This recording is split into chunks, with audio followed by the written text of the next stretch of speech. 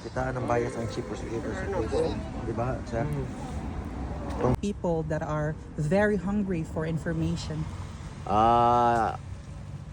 For that, I would just wait po kayo. Okay. Salamat po. Thank you po. Ayan guys, so purple yam nandito. Kayo. Ayan guys, oh. Tayo ba may picture?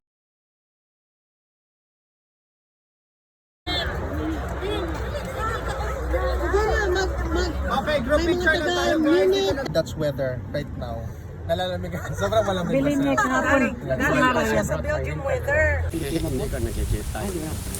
Pero kung nakausap ko yung guard, sinabi ko nga, birthday, despedida. usapan sa loob ay I cannot disclose. So,